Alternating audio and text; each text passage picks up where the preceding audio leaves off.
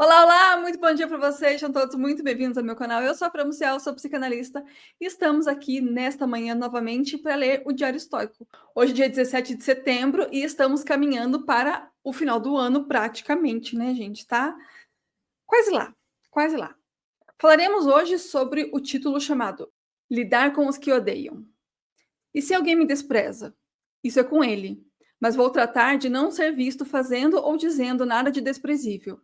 E se alguém me odeia?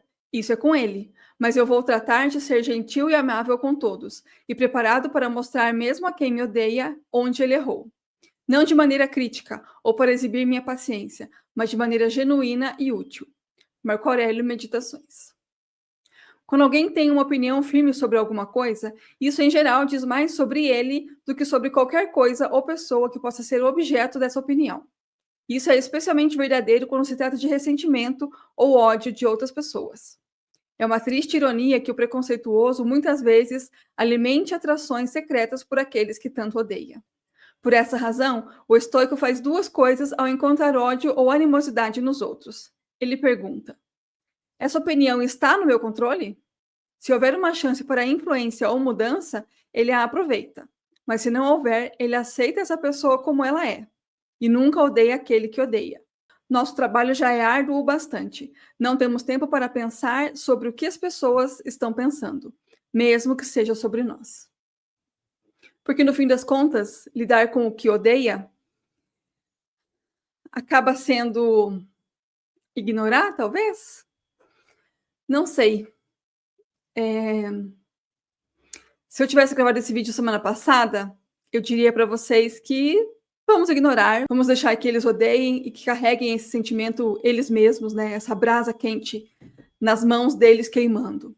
Mas eu estou gravando esse vídeo depois do assassinato de Charlie Kirk. Então eu não sei, sinceramente, eu não sei dizer a vocês como é que a gente lida com quem odeia. Porque, em alguma medida, esse nível de ódio, por exemplo, né, que a gente viu nesse assassinato, ele é um perigo. Ele é uma ameaça real, né? Ele é um movimento coletivo, inclusive, né? Existe uma disseminação de desumanização das pessoas que pensam diferente para que alguém, em algum lugar no mundo, tenha um estalo na cabeça e fale: eu vou lá e vou atentar contra essa pessoa porque ela não é uma pessoa. Ela é algum ista por aí, sabe? É um fascista, é um nazista, é uma coisa. Desumaniza. Então, eu não sei hoje dizer para vocês como é que a gente vai lidar com esses que odeiam. Aqui no caso do estoico, ele vai dizer, como ele disse aqui, né? Ele odeia, então isso é com ele. Ele que lide com esse ódio, né? Só que a gente está vendo que esse ódio está transpassando as membranas e os limites, e ele está atingindo um nível perigoso mesmo, no sentido de o que está acontecendo, né, gente? Perdemos a capacidade de dialogar isso? Perdemos a capacidade de sermos seres humanos? Porque se a gente não consegue conviver e não consegue dialogar e não consegue respeitar o outro, significa o quê? Que a gente é um bando de bicho, de animal? O que nos diferencia dos animais? É justamente a nossa racionalidade, é justamente a nossa capacidade de colocar o nosso instinto, a nossa pulsão em palavras e poder raciocinar sobre elas, e poder dialogar sobre elas, e poder ponderar sobre elas, e termos pontos de vista diferentes. E que bom que as pessoas pensam diferente. Mas quando parte para o radicalismo, e aí não importa qual é o lado que tem, porque os dois lados têm, não só existem dois lados, mas o extremismo tá presente dos dois lados. Então, eu vou dizer para vocês que lidar com os que odeiam é você continuar dialogando, mas ao mesmo tempo não fazer vista grossa para aquilo que for uma ameaça. Uma ameaça verbal, denuncia. É uma coisa que você viu uma injustiça, não fique omisso. Sabe, eu acho que a gente está chegando num ponto da humanidade, da sociedade, que a gente já viu outras vezes. E eu acho que é isso que mais é assustador, sabe? A gente já viu aonde dá quando um grupo de humanos desumaniza outro grupo de humanos. A gente já viu as câmaras de gás. A gente já viu os campos de concentração. E não é que eles aconteceram só naquele momento do mundo, eles aconteceram muitas vezes antes e depois. Hoje, existem lugares no mundo em que essas coisas ainda estão acontecendo. Em níveis diferentes, contra povos diferentes, e aí talvez por isso não seja tão noticiado, né? Mas a questão é, eu acho que não dá mais para não falar nada. Eu acho que o que é muito louco, né? E eu estou muito impactada com isso que aconteceu. E quando eu vi a notícia, eu não liguei o nome à pessoa, porque eu não via muito do que esse. Eu acho que ele nem era político, né? Ele era um ativista, talvez? Acho que sim, né? Acho que ele não tinha cargo público nenhum, enfim. Não era uma pessoa que era do meu conhecimento. Assim, sabe quando você vê a figura, de repente a imagem não é estranha, mas eu não sabia quem era, não sabia exatamente o que falava, enfim, não era alguém com quem eu tinha contato no sentido de saber o que estava acontecendo, né, com aquela pessoa. Mas ele foi calado. E ele só falava. Eu fui ir atrás de alguns vídeos dele para entender o que era que ele falava. E o que ele falava era uma coisa que poderia incitar a violência no sentido de ataque, sabe? Assim, ele atacando as pessoas, e aí então as pessoas tendem a tentar achar que dessa forma estão se defendendo. Poderia ser, né? Aí eu fui olhar alguns vídeos e o que eu via era o que eu vi. É uma pessoa que estava ali colocando a opinião dele, a posição dele, o que ele acreditava, o que ele defendia, o que ele entendia como certo, o que ele entendia como sendo um caminho mais adequado, e ao mesmo tempo ele estava dizendo: venham aqui e me falem que é o contrário. Me convença que eu estou errado. E aí, o que eu percebi nos vídeos dele é que era uma coisa assim. Ele não atacava, mas as pessoas entendiam aquilo como um ataque. E aí me pega muito numa coisa do tipo: o que é isso que as pessoas sentiam? É ressentimento? O que é que faz alguém olhar uma pessoa e dizer assim: a família é uma coisa importante para a sociedade? É uma frase inteira, completa, com começo, meio e fim. É uma afirmação desse jeito: a família é importante. E alguém salivar, espumar pela boca porque ele disse isso?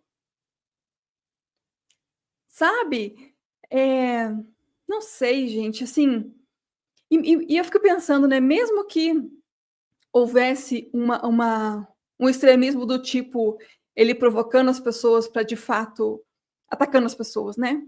Coisa que ele não fazia, deixa bem claro. Chega nesse nível, então, de ele levar um tiro no pescoço? Eu não sei. Eu fiquei preocupada, assim, porque parece que a gente está afundando num limbo de ninguém pode mais falar. Aliás, eu acho que é isso que é pior, que não é que ninguém mais pode falar. Algumas pessoas podem. E algumas pessoas podem falar atrocidades, que elas serão aplaudidas. E isso é muito preocupante.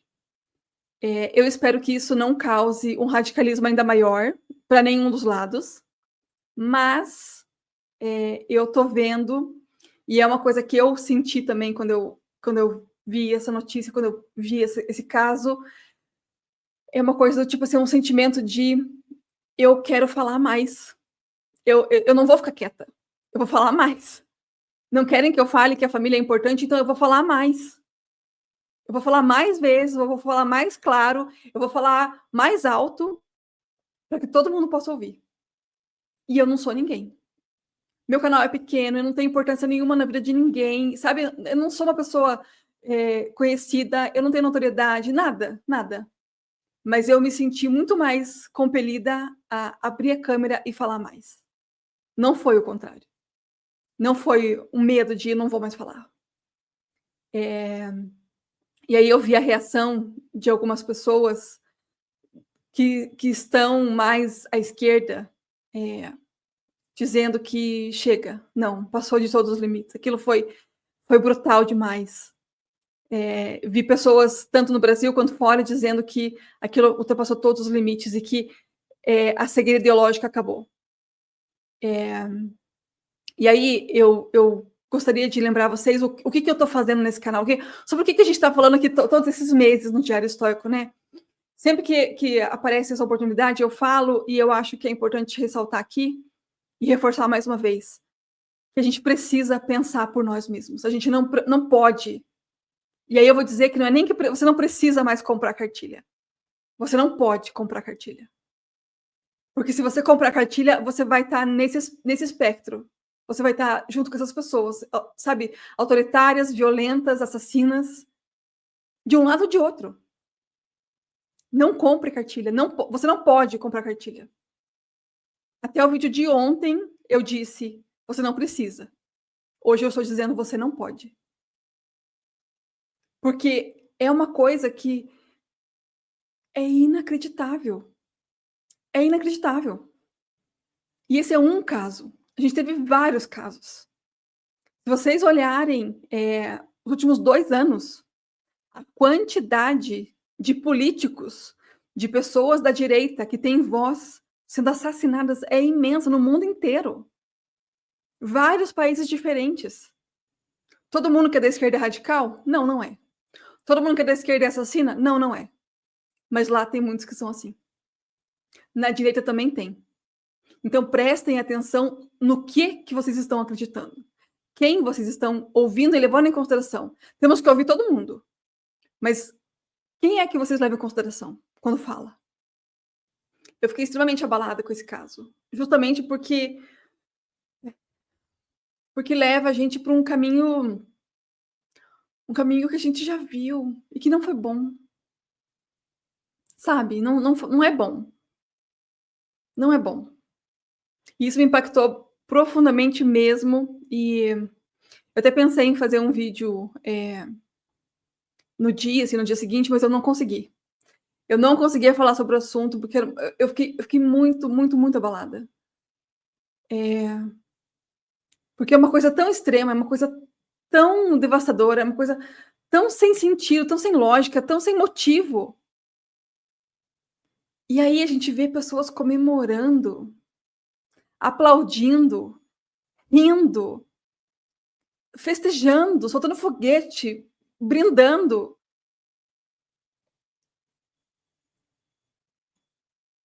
Cadê a humanidade dessas pessoas? Onde é que foi parar? Será que algum dia elas tiveram algum respeito por qualquer pessoa que pensava uma vírgula diferente delas?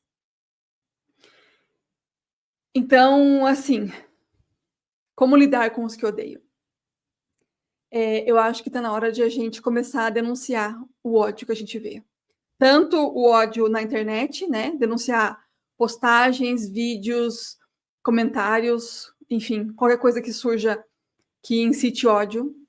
E também, quando houver uma ameaça real, mesmo que ela seja via virtual, mas assim, uma ameaça explícita, né? Porque tem muita ameaça explícita. Do tipo, guilhotina para uma menininha que tem uma bolsa cara, né?